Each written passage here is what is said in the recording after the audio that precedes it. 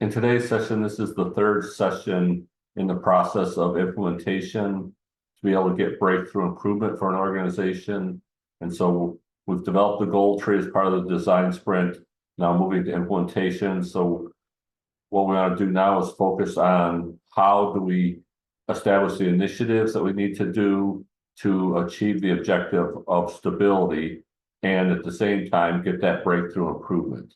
So what we're going to talk about today is the Proposal A3 process. So Proposal A3 is a process that helps you define a specific objective, and then as the elements of that A3 is, first of all, the background. So that defines why the objective is necessary. So it really forces the team to look at what are the requirements that need to be in place, and then why is that needed as an organization. Then the next step is to define the current condition. So what is the current condition that facilitates why we need this objective? Then the third step is defining the proposal. So what are we actually proposing of what we want the future state to be? Then once we do that, if there's data analysis that needs to be done to support the objective, we do that data analysis. And then the next step of the A3 is the plan details. So what are all the details necessary to implement that objective? And then to be a complete solution, we got to make sure we don't have any negative implications of that plan.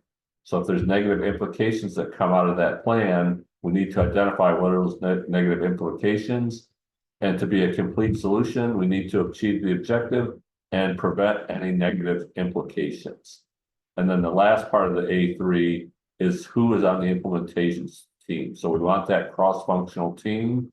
And typically when I'm looking at the objective, wherever that objective is focused on making the change, we want the people, of course, involved in that part of the process.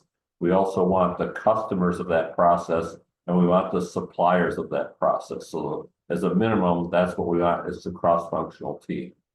Then once we establish that Proposal A3, that's submitted to the steering committee, which we talked about in last week's session.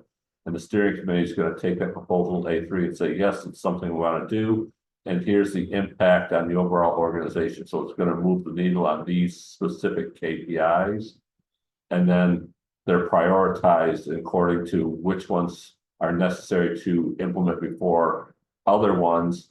And then once it's approved and the team's assigned, then we're going to monitor the progress of that Proposal A3 and report back to the steering committee and make any adjustments. And our goal is to keep the initiatives short and tightly scoped so that we can implement the actions quickly and start to see results.